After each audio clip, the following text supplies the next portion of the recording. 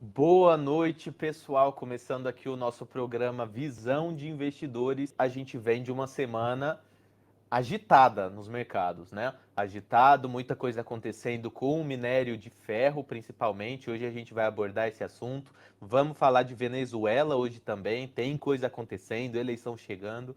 Vamos falar sobre muita coisa boa também. Vamos falar sobre Brasil, Estados Unidos, como que tá rolando agora as notícias no cenário internacional que vão impactar diretamente nas ações americanas, em outros ativos internacionais, e a gente começa agora as notícias. Bora lá para a primeira.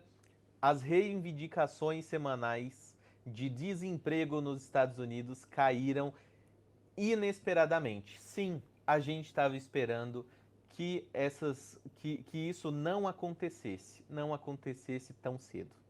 A gente viu isso acontecendo nas semanas passadas. Os pedidos de seguro-desemprego vinham diminuindo e a gente esperava uma alta dentro dessa semana, corrigindo um pouco a semana passada. A gente precisa de desempregados nos Estados Unidos para que a economia gire melhor, com crescimento, sem que isso caia na inflação.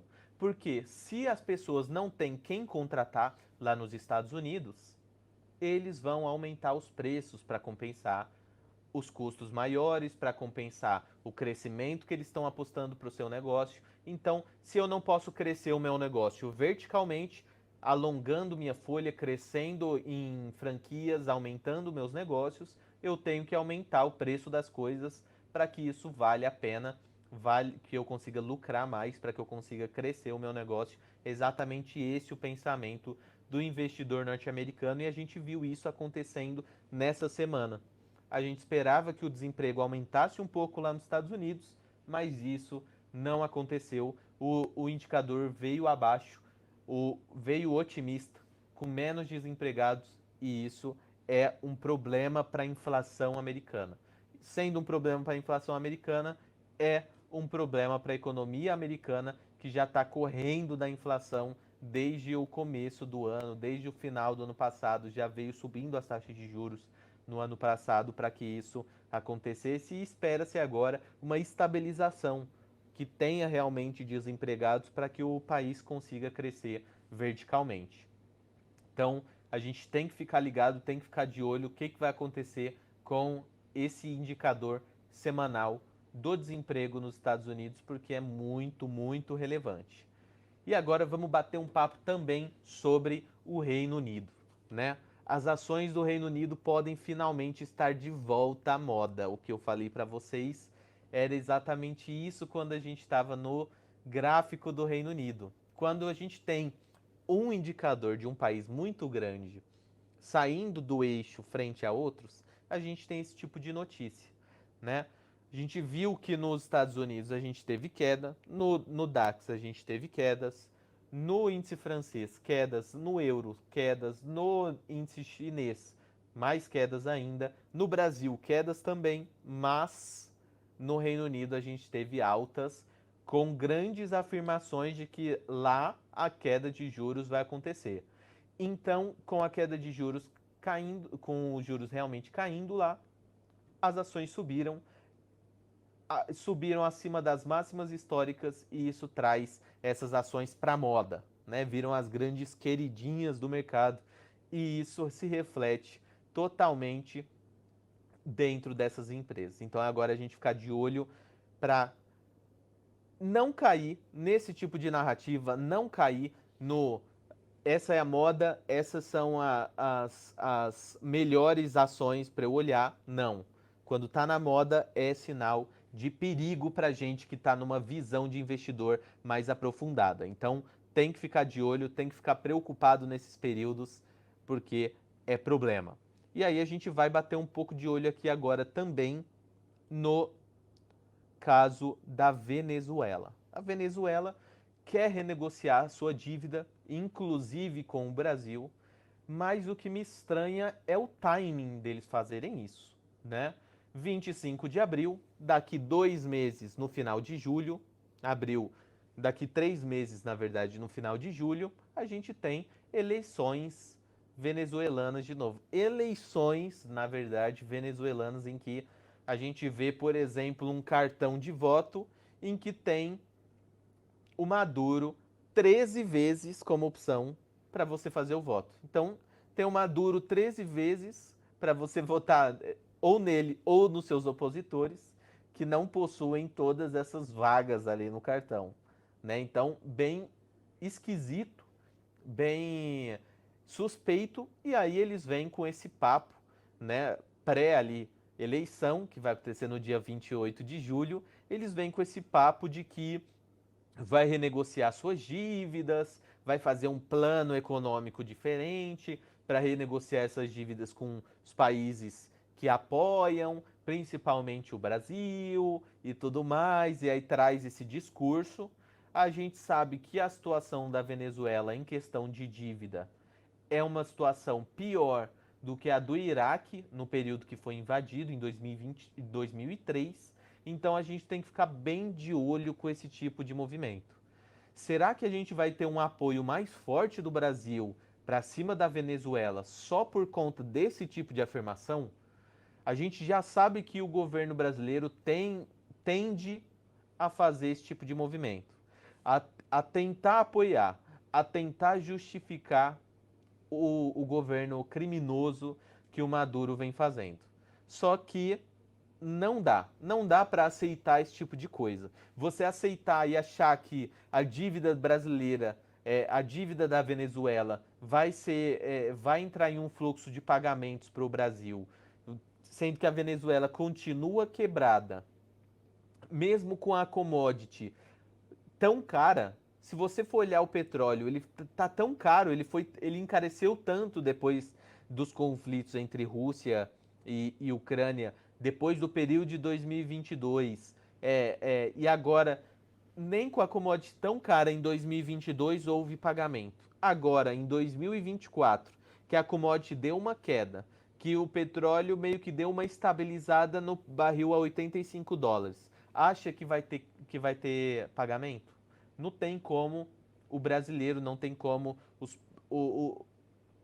o mundo acreditar nesse tipo de narrativa. Agora é hora da gente ver o que vai acontecer primeiro, para depois sim poder acreditar, dar alguma credibilidade para algum país. A gente nunca acredita em um devedor que não pagou no ano passado, que não pagou no ano retrasado, que já permanece não pagando e muito pior, permanece dando mais prejuízos, né? Já que os países, o globo, tem que arcar com as pessoas que vêm refugiadas desses países e que está correto, tem que vir mesmo, tem que sair do país mesmo. Não tem condição de se manter em uma condição digna ali dentro do país e são obrigadas a sair para buscar algo melhor. E aí os outros países têm que sim fornecer uma estrutura, têm que sim fornecer um local adequado para que esses imigrantes venham e consigam condições de sobrevivência, e ainda tem que ouvir a Venezuela e acreditar que a Venezuela vai conseguir de alguma forma renegociar essas dívidas. Vamos ver o que vai acontecer, vamos ver se esse papo vai se manter pós 28 de julho, pós eleição, que a gente já sabe o resultado, né? Então agora é a hora da gente sentar, esperar e não apoiar nenhum novo empréstimo, nenhum novo crédito para esse tipo de país, para esse tipo de governo. Então, vamos falar agora também um pouquinho sobre China, né? E sobre o aço, o minério de ferro brasileiro. O minério de ferro brasileiro, ele entra em pauta porque, na verdade, essa commodity é uma commodity chinesa, né? O iron ore, que é o minério de ferro, é uma commodity que vem seu fluxo principalmente da China. Se a gente pegar, por exemplo, balanços da Vale, balanços de outras empresas ligadas ao minério de ferro, a gente vai ver que a compra veio fundamentalmente da China. Questão de 60, 70, 80% das receitas dessas empresas vem da China. Então a China é uma ótima compradora de minério de ferro, muito disso porque para manter o governo chinês e as pessoas da China empregadas, o governo financiava muito o mercado imobiliário chinês. O mercado imobiliário chinês é ainda altamente financiado pela China. A China então paga empresas ligadas a imóveis, construtoras, empreiteiras, para que eles façam novos imóveis. Assim eles matam dois coelhos de uma forma só. Fazendo o quê? Primeiro, eu dou emprego para o meu país através desse ramo imobiliário, dessas novas construções, empregos para os menos privilegiados. Então, muitos pedreiros, serventes, ajudantes, enfim, um ramo, um nicho muito grande em mão de obra, traz emprego para o pessoal, mantém mais gente empregada, mais gente satisfeita. De outra ponta, também consegue dar moradia para esse povo. Então, através desses recursos imobiliários, consegue trazer mais imóveis para o mercado, um custo de moradia menor, mais moradia subsidiada pelo governo, maior popularidade pelo governo, mas isso tem um custo. O custo disso é o endividamento chinês. Ele precisa de recursos, ele precisa de investimentos, ele precisa de empresas sendo financiadas lá dentro e pagas lá dentro para que realmente compradores, e muitos desses compradores vinham dos Estados Unidos e Europa, só que houve uma redução muito grande desses compradores. Os negócios estadunidenses não estão mais crescendo para a China, eles estão crescendo para outros países, principalmente México, principalmente países aqui que são próximos geograficamente dos Estados Unidos, estão na região americana, para que ele possa exercer sua influência global, exercer sua influência política e fazer com que traga recursos direto para os Estados Unidos.